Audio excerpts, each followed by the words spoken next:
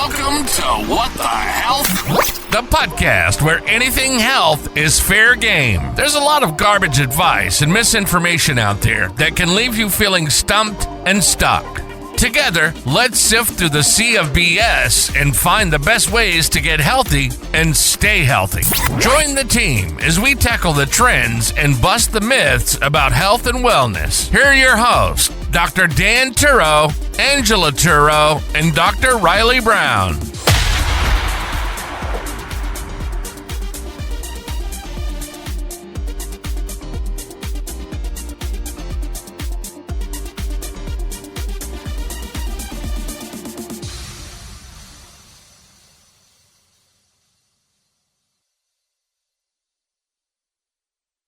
And welcome to another episode of What the Health. I am Dr. Dan here with the co-host Angela. Welcome back, guys. All right. I don't think we need. Do we need to do? I haven't even been. I just realized I didn't do it. So. As always, this is for your informational purposes only, and under no circumstances should you take any of this information to as diagnosis or treatment of any healthcare disease intervention. Always talk with your trusted healthcare professional. Yada, yada, yada. Yes, I'm sure we put that in the comment section or in the description as well. So anyway, today we are going to be talking about the woes of women's weight loss. Beautiful. So why don't you give a little bit of background on this topic and what we're discussing today? So this was inspired by, we're into a new, March now. So several months into a new year, getting through everybody's, New Year's resolutions and people making changes. Yeah. Getting back to working out, changing their diets, all of that. And just my personal, I always take this time of year to kind of sit back and listen and watch and reflect, because as somebody who I would say probably 90% of the time follows a healthy lifestyle and does what I'm supposed to do, it can be very frustrating to hear all these people that are like, oh yeah, I started going to the gym and I lost all this weight, or I cut out this one thing from my diet and I lost all this weight. And you just sit and you want to be happy for them, and I am, but it's also, but also it's very incredibly frustrating when you're like, I always do those things, and I very rarely get off track. I would say for the last probably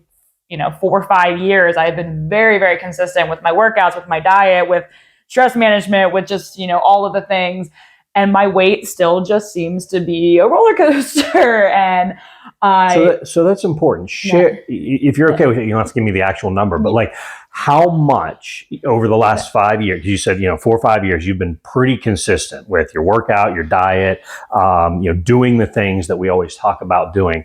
How much in that time frame will you see your weight fluctuate? Is it 5 pounds, 10 pounds, 15, 20? So my weight can fluctuate.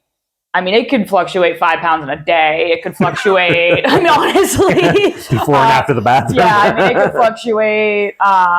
I'd say pre-COVID, it was pretty much stable for years.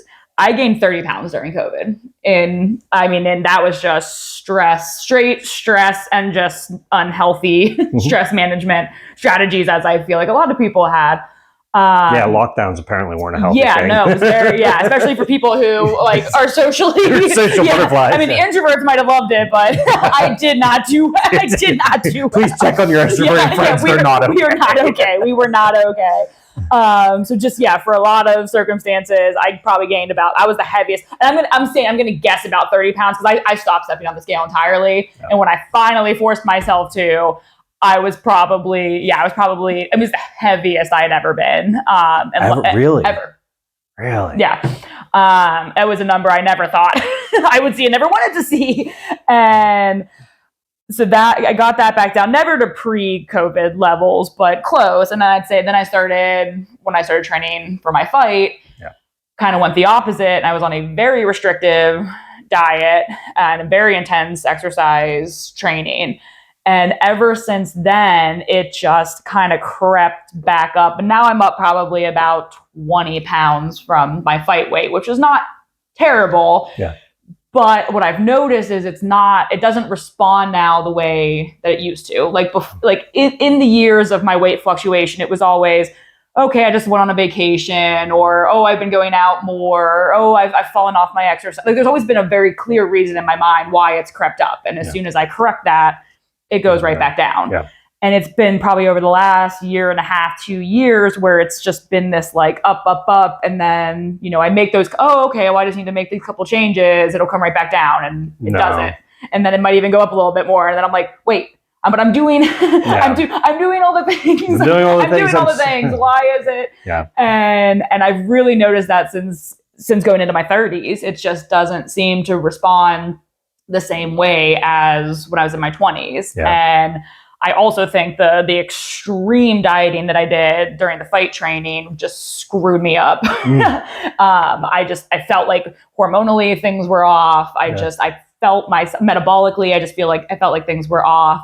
So I think it was just kind of a while to reset from that. So yeah, like I said, I mean, I've tried very much to not focus on the number on the scale, but I also know what, like, there's a range. It's not like I'm like, if I'm at this number, I feel great. But there's definitely a range where I know if I'm within this 10 pounds, I feel good. I like the way I look. I like the way my clothes fit. I like the way I feel during my workouts. Yeah. Like, these are the things that I pay attention to. And when it gets a little bit above that, I'm just like, you just don't feel quite as, you just don't quite feel like yourself. You don't. Yeah. When I start finding, I'm like, oh, I don't want to see those videos. I don't want to see that picture of myself. That's when I start to know, I'm like, okay, it's not for anybody else. It's just, you have an image of yourself, and you want to feel that way, and you want to feel like other people see you that way. So that's where I've been struggling. And then you hear all these stories,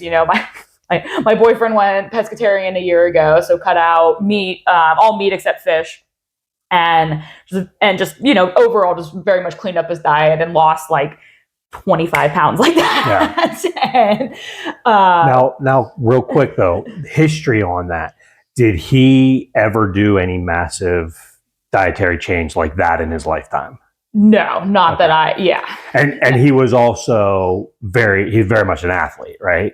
Yeah, I mean, he was always a basketball player, and that's his main form of activity. And again, and that's what we always talk about, right? Where a lot of times you get people who are very active when they're young, and then it's like they don't do anything. They get out of that high school, college age of athletics and working out, and even past college. A lot of times in college, you're just going to class, socializing and working out. Like that's a lot of those of us who enjoyed working out when we were younger continued to love working out, in college.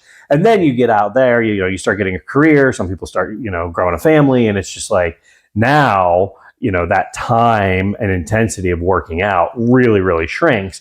And that, sometimes can go a year, 5 years, 10 years until now you're in your 30s, and it's like, oh shoot, I haven't done anything. But now you're seeing the effects of that 10-year time frame, over that. But then because he hadn't changed anything in that, maybe decade, 5-10 years, and then he goes and does that change, now it's like, it's just a massive reaction and adaptation to the fact that he hadn't done anything. Yeah. Whereas I think partly, now again, we're going to talk a little bit about the male-female differences, but you have been so good, over the last, 5 years, in terms of keeping your diet, pretty tight. You enjoy your drinks, right? You enjoy your alcohol, probably even more than I'd say, almost going on 10 years. I forget how old I am sometimes. See, I told you, I stopped counting at 26. Yeah, I'm like, actually, it's probably been since I was about 26. Almost. So you're coming up, you're coming up on that decade. Yeah, a little closer to 10 years then. But so you've been dialed in. So we talk a lot in the office about adaptation, right? And so your body has really become very well adapted to this idea of, okay, I am, I'm not eating a lot of excess processed sugar. I'm exercising regularly 5-6 days a week, and really, you're active 7 days a week. High intensity is what, probably 5-6 days a week. Yeah. So it's like, so your body has become very well adapted to that over 5+ years now. approaching a decade. No, yeah. So, yeah. Didn't want to do that math in my head. What's that one thing I saw recently? It's like, in the 1990s is the same distance as we're as far away from the 2020 is as far away from 1970 as 1970 is away from 1920 or something. Yeah, it was like, it was like, ooh, that like, hurts. whoa, no, that can't. Yeah. So anyway, but yeah, you've really become adapted to that, and so I think when we talk about dialing in your healthy weight, and like you said, it's a range, it's not a specific number. Yeah, that adaptation comes into play where sometimes you've got to make different changes. Yeah. When I got into fasting years ago, in 2018, again, I'm still a huge fan of fasting and integrating it. It's not like a weekly thing for me anymore, but like there are times on a monthly or quarterly basis that I really feel everyone would benefit from some level of fasting. Whether it's intermittent, long-term, combination of both.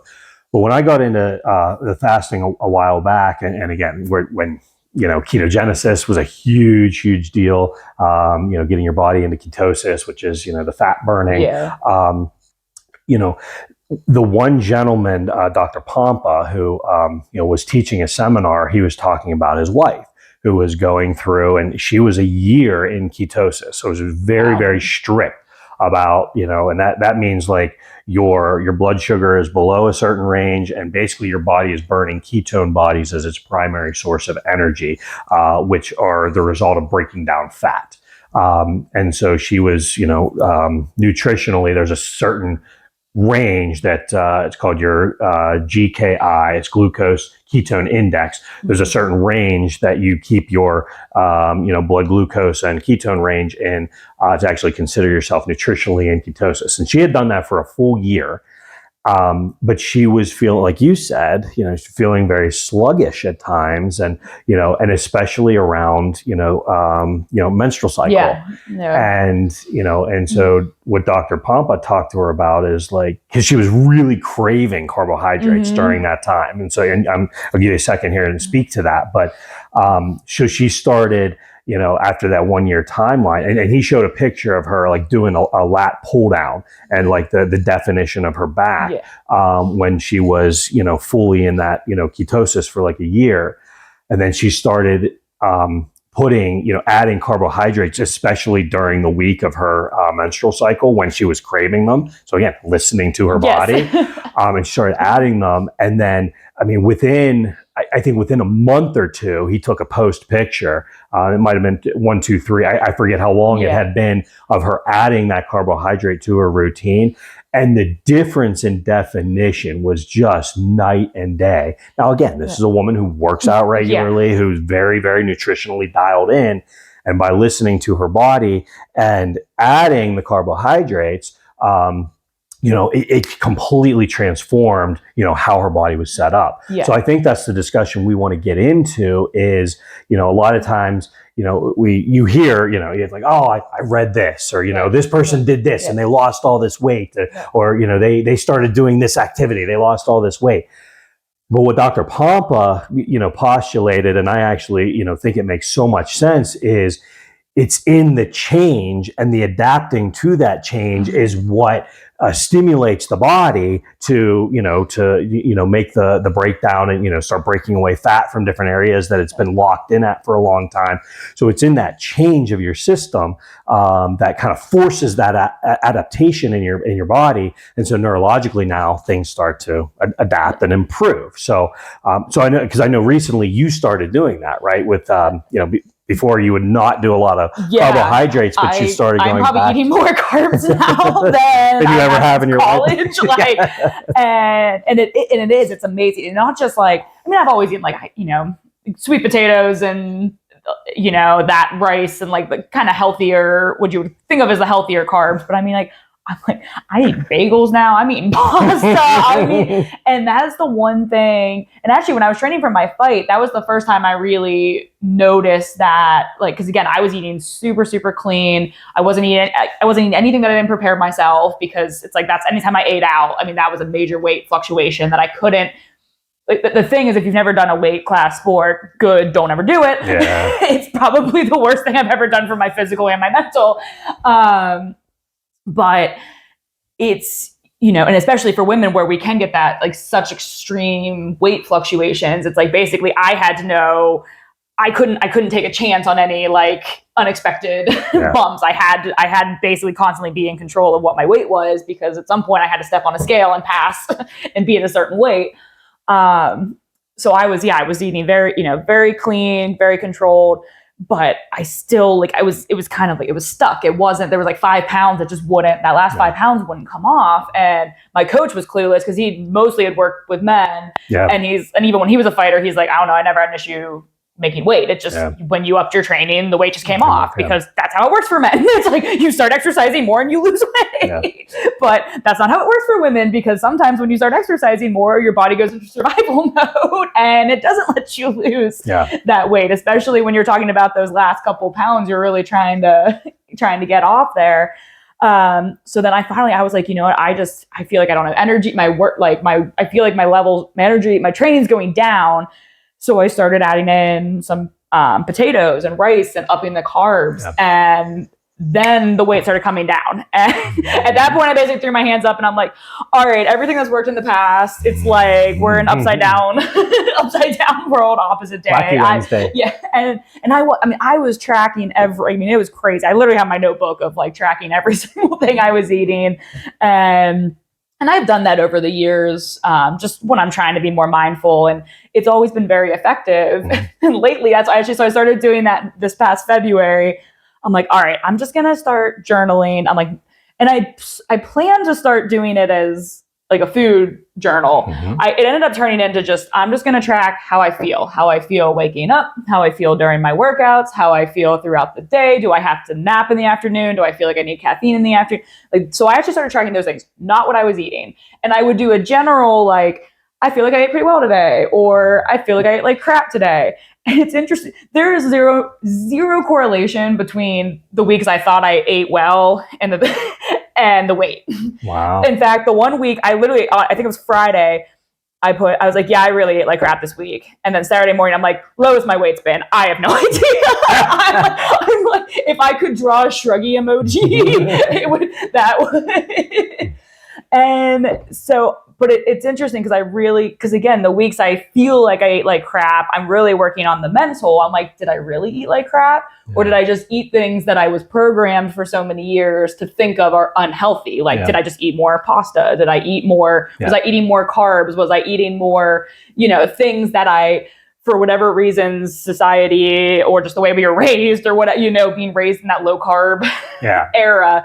Was I really eating badly, or was I just eating in a different way than I was so used to for so many years? And so I've really been just trying to be more mindful about that. And it's been really, it's definitely been the most interesting, weight. And I don't want to say I'm on a weight loss journey. Again, it was more about the way I felt, the way I was looking. And I just that change in that couple pounds can make a big difference when the couple pounds is coming from the areas you don't want, you don't want it to be sitting.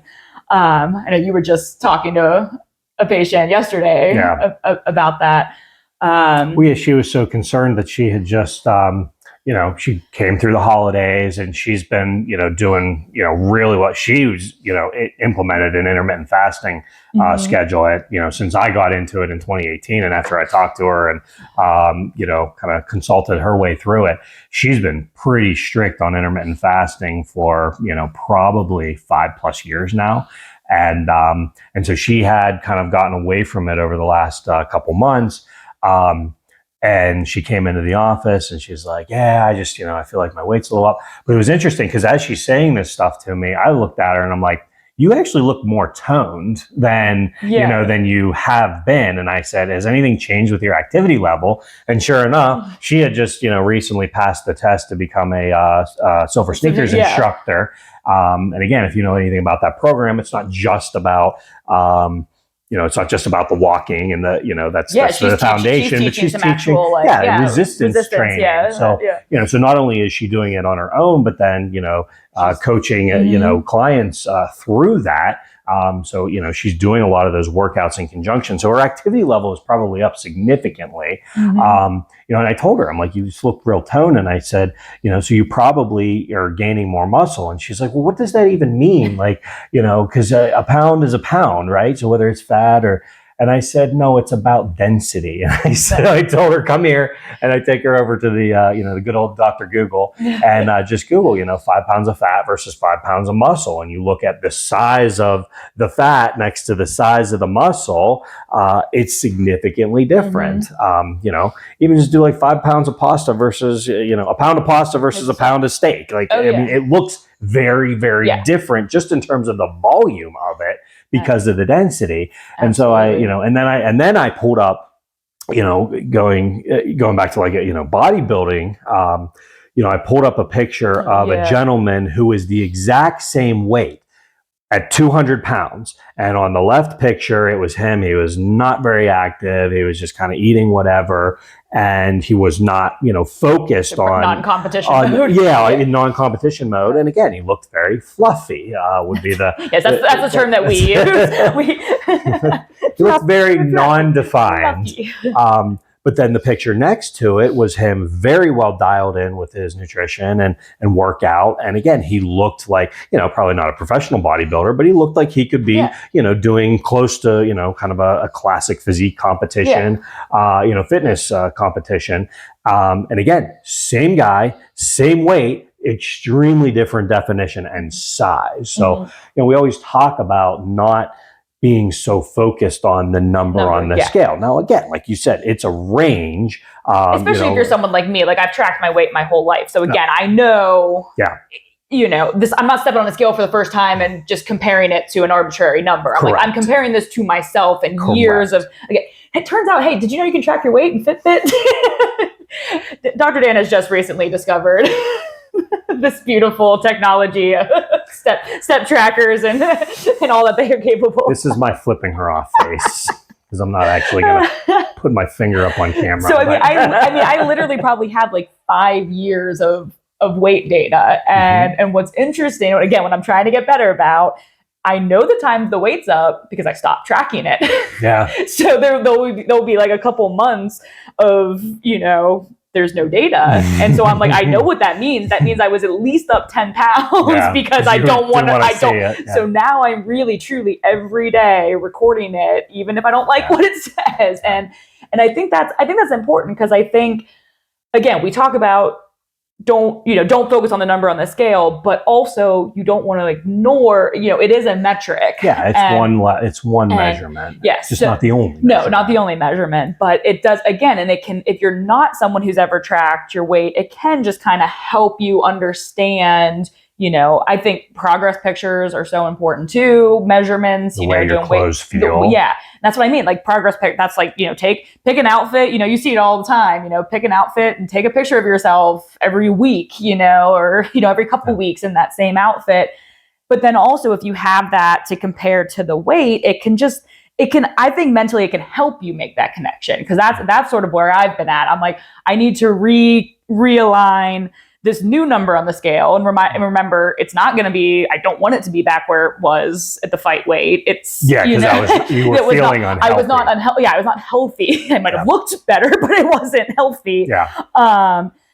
So it's realigning, okay, this is where it's at now. This is what you look like, and creating that positive mindset around where I currently am. And that's where the journaling's been so healthy and helpful too, where it's like, I think it was last week, I'm like, every workout, I'm like, I felt amazing. And just, and again, that was only the difference of a couple pounds, but just it's like, okay, maybe you don't need to lose 15 pounds. Maybe you just needed to get that 5, that fluff, that extra fluff, just to just kind of help, help kickstart everything again. That comes into the, just the whole, the whole concept of, recognizing where you're at in your health journey, right? Because, you mentioned that, like, oh, I'm the heaviest I've been. Yes, I recently had that experience too after the new year. Isn't that a fun moment? And you're like, whoa, that's broken. Never thought I would hit that scale's number. Broken. But the sad part is I kind of knew that's where I was. Yeah, you even said before, because you said it'd been a while since you stepped on a scale, and you're like,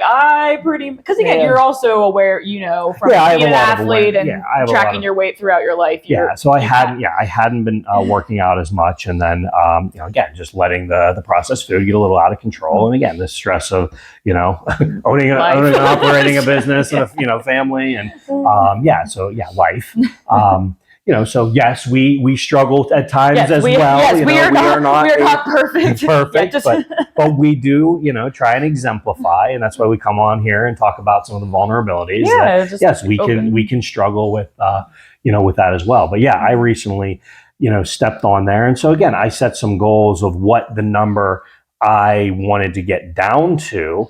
But I also, I dropped, 15 pounds pretty quick. You talk about the men. Yes, he was one of the ones where I'm like, but I dropped 15 pounds pretty quick, but then, unfortunately we had a death in the family. And so, we were getting a bunch of food, brought to the house, which again is wonderful. But sometimes again, you're not being as conscious of what you're putting into your system. And so, so again, a couple weeks go by, didn't have any data. So then I stepped on it again this morning, and it's like, now I was only down 10 pounds from the original. So it's like pretty good, which considering everything. Yes, but what I did notice, even though I was only down 10, I have been very good with my activity level. And so my muscular strength has significantly gone through the roof. I am very close. The strongest I ever was in 2016 when I was working out 5 days a week. I had an accountability partner, Jason. I miss you, buddy, down in Florida. But we got together, and our only point was get to the gym between 5 and 5:30 every day. We're not planning a workout. We're just showing up. And when we get there, we'll figure out what we do when we get there. And that was by the end of that year, we did that 5 days a week, that entire year. And that was the strongest I had ever been at the end of that year. And so I am, within 2 months now, I'm already getting close, probably within 10% of that strongest I've ever been. Now, again, I still want to get some of the weight off, but I know I'm building the foundation, right? Because, and we talk about all the time, when you start activating muscle, resistance training, hands down, I am absolutely I fell in love with resistance training, when I was probably 12, 13 years old. And again, have gone in and out of it throughout my life. But, getting back to it, it just reminds you how strong of a tool it is, pun intended, to be healthy, right? I mean, the infinite points that you can go down in terms of hormone regulation, especially insulin, which then, helps with blood sugar, which helps with, chronic disease prevention, which helps with weight, which helps with mental, emotional clarity, which helps with your sleep and your energy level. The infinite points you can go down when you do resistance training. Again, it's different than endurance training, running, very running on a treadmill. And again, that's important too. Cardio is important too. Cardio is important. Stretching mobility is important. But from a foundational perspective of activating your muscles to a point of fatigue, to the point where you have the DOMS the next day, delayed onset muscle soreness, where you're waking up the next day and it's like, oh, that's a little sore, because that is a muscle in active recovery. And when a muscle is in active recovery, it's very metabolically active, which means it's burning more energy. It's helping move the nutrients through your body, of all the stuff that you eat. And then if you're giving it good, healthy ingredients, now you've laid the foundation for your body to achieve its healthy weight. The challenge becomes when you do have people like us who are very active. What I see is when you fall out of that, that's when you get the fluctuations, and it's very easy to fluctuate, the 20, 30 pounds over the course of, 2-3 months, if you get out of the routine, because our bodies have become accustomed and very well adapted to the working out. So when you fall off of it, it's like, well, I'm just going to go right back to my, my unhealthy fluff. So, and I think that's part of, I mean, not the stress, but then also, the lack of exercise in COVID, because that's the longest period I've gone without exercise. Since then. I mean, I other than being ill, I mean, I haven't missed more than 2 days at the gym, and I won't. I mean, I can't. I mean, at this point, it's more mental than physical. I mean, there's days my coach are like, take a day off. Nope. I was like, I did, and then I did something at home. He's like, that's not what I meant. Well, that's what, and I've tried to follow my my Fitbit tracks cardio load, and it says hey, maybe you should take it easy today because you've been training really hard, which again is good. And I think the thing too is it's like when you're I know I've seen the increase in your energy since you've gotten back to it, and so you can attest to that. Like once you're doing it regularly, your day off becomes different. Like my day off is going for a hike or going for a walk or, doing just, getting stuff done around the house. And not just laying on the couch. Exactly. Yeah. And it's my day off, I still want to hit my 10,000 steps. I'd like to still get at least, 30 active minutes. Now it's not, it might not be break a sweat active minutes. Correct. But it's your heart rate's up. Yeah, you're moving. And that's the big difference too, is it's just, again, you crave it when you get that, when you feel that energy that you get, you don't want to take a day off from it. And I think that's the one thing I've noticed Sundays, because Sundays is one of my, that's my true rest day. I don't like my muscle rest day, but there's been a couple Sundays where, 2-3 o'clock in the afternoon, I'm sitting around, binge watching whatever show. And I'm like, I want to do something, and if it's if it's a nice day, I go out for a walk or a hike. If it's a crappy day, I put on, put on a show, and I'll just start walking in place. Or I have a BOSU at home, so I'll just like step up, step down from that just till I hit my steps. And I did that the one Sunday, and my Fitbit actually registered it as a run. So so I was like, okay, like my heart rate got up enough that it actually it counted it. So it's just things like that where, and again, that's why the journaling's been so helpful, because it's, on a day-to-day basis, it's easy to say, oh, I feel good.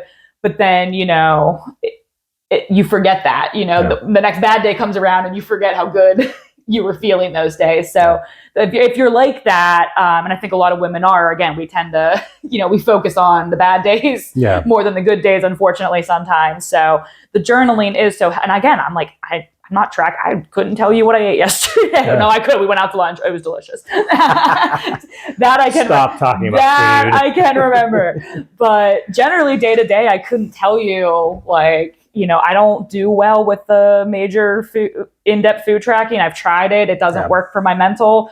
But the tracking, how I'm sleeping, how I'm feeling, how my workouts are, like, my mood, like all of that is just, that's been so beneficial. And then it just makes the day, the days I step on the scale and I'm like, that's not the number I was expecting to see, but it makes it that much easier to go, hey, but look at this. And then I've been feeling great. Yeah. And then it makes you appreciate the days. And then it goes the other way. There's days I step on, I'm like, I think I'm going to be up a couple pounds, and it's down. So I'm like, nah, I don't know. Like I said. Well, and it just goes to show you how, especially, I mean, men's bodies go in cycles too, but women's especially, just geared around menstrual cycle, that, there is so much changing hormonally that, if you step outside the need to control the number and just go based on, okay, and again, it's just kind of getting in tune almost spiritually of like, okay, I'm just getting in tune with,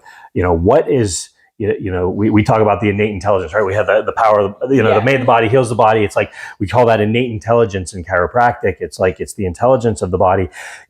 You don't have to think about your insulin level and blood sugar level being regulated because your body does it automatically. You don't have to think about your heart rate going up when you exercise because your body does it automatically. That's auto-regulation, self-regulation. So in the female body, especially with the cycles, so much can change at a, such a microscopic level that if you take that, that need to control that number out of the equation, and just really focus on how am I adapting and changing and feeling, throughout my workouts, throughout my life, that can be a major, major impact. So I love that journaling concept. Yeah.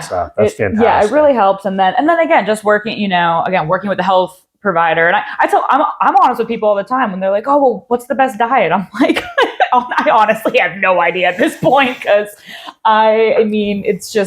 it's finding what works for you and your body and your energy, your metabolic level, Well, and again, there is some genetics to it as well. There are, the Inuit population has been shown, up in like the Arctic Circle, 70% of their diet is fat. Yeah. They 70%. Need it. And it's the same thing with like kind of islander, population. It's like they are very, very high there, fish, seafood, because that's what they have access to. Yeah. And if you take that population and put them on a high grain diet, they blow up like balloons. Yeah. And, so that combination, that can have an impact. Yes, I think I've been channeling our Italian. Right. Right. But so we have more genetics around the east of the European, and Mediterranean Sea. And so, we probably have a little bit more of an ability to obtain more, grains in our diet, in a very positive effect. Your boyfriend, though, African descent, right? Like, he, that pescatarian diet, much more fish. It's, there's he's gonna add the red meat back in. It's he's a true cowboy. He had steak, but yeah. So it's like, there's definitely a genetic component to that. Yes. But again, we all have the ability to adapt and try, and try different things. And so it's like you have to dial it in and find what works for you. And sometimes what works for people is the change, right? Going from a, hey, really, higher fat, carb restricted diet to a, oh no, I'm going to add more healthy carbohydrates. Again, you're not eating cookies and and popsicles, but you're and donuts every now and again. But it's like you're eating, like you said, you're eating your pastas, and you cook at home a lot too, because I know you've mentioned that before as well, and I think that's a good point for people to understand is that eating out is much different than, even if it's the same quote unquote meal. Oh yeah, no. Eating out, in terms of the amount of, salt and sugar and, additives that they can add. That's the one thing dressings, I really noticed. Sauces that they use. Yeah.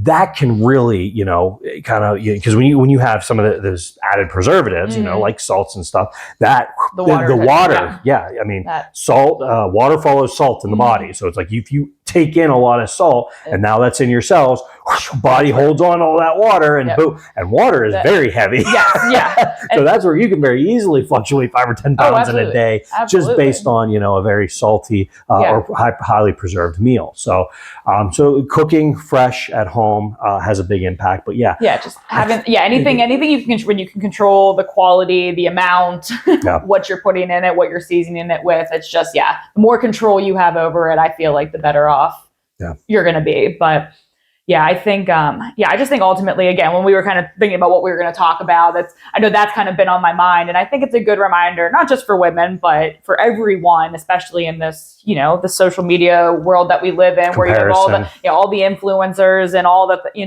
just, stop comparing yourself to other people. Stop, especially it's like, if you ever, it's like, you have a brother or a spouse or, a male counterpart that you're like, oh, I did this and, dropped all this. Yeah, they dropped 50 and you're like, well, I found it. So, but actually I'd say probably one of the most helpful, I don't even know. I wish I knew who it was. I could give credit to him, but again, it was one of those, I was having a rough day and, just happened to pop up and she explained so well. It was one of those, she's like, stop, you're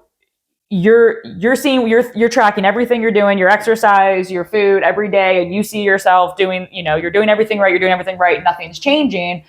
But she had this big bowl of like 2 different color, beads in it, and it's like starts taking out, so you take out a little bit, a week's worth, and it doesn't look any different.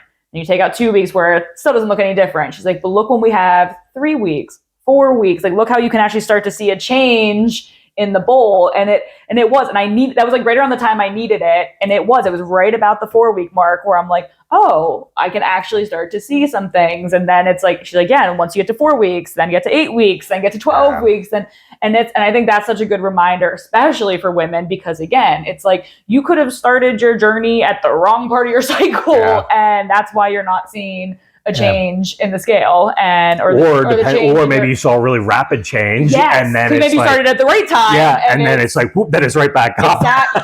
So or worse. So that's why, especially for women, it's really, really important to it's going to go up and down. It's going to happen. So to really be patient with it, which is can be very difficult, especially when you see all of the the quick success stories. So it's just, it's about your personal journey, focusing on, finding something internal. Again, external stuff can be a good motivation, but I think it's always important to focus on something internal, whether it's, how you feel, your energy, your sleep, something that only you, and really just making sure that you're finding something. Again, you can pay attention to the mirror and the clothes and that stuff too, but finding something else to hold on to, because I think that's going to get you through the tough times more than if it's all. Again, we're all going to have a picture taken where we're like, what the heck? How many chins do I have in that? We all. Nope, don't look at me from that side. Exactly. It's all we got. We're like, oh, I shouldn't have picked that. I shouldn't have worn that outfit. We all have those days. That's why we're wearing black. Yes, we did not coordinate this, by the way. Clearly, we're related. Clearly. But I think it's just a good reminder for women and everybody that it's your health is for you. At the end of the day, it needs to be for you, and you need to. And gain, the gain, they talk about gains a lot in, the fitness world. And it's like the weightlifting world. The weightlifting, bodybuilding, fitness world. It's like the gains, again, muscular definition, body composition, but that happens not over, days and weeks. That happens over months and years. Yep. Absolutely. So hopefully I think that was a fantastic conversation. I feel like we needed this. I feel like we needed this. Thank you for a therapy session. We appreciate you listening to our crazy vulnerability. But the woes of women's weight loss, weight journey. Weight journey. Just the woes of women weight. Women weight. I am Dr. Dan. With Angela. And if any of this resonated with you, reach out. Our information is always underneath. Feel free to catch us in the next one. All right. Take care. Thanks, guys. You've been listening to another episode of What the Health? The podcast where anything health is fair game, with your hosts, Dr. Dan, Angela, and Dr. Riley. Brought to you by Churro Family Chiropractic. If you'd like to learn more about some of the resources mentioned on this show, or you have questions about something that was discussed, please reach out through our website at www.turofamilychiropractic.com. Remember to like and subscribe to What the Health Podcast to catch all the latest episodes and replay your favorites. Thank you for listening, and remember, we're always here to help when you find yourself saying, "What the hell?"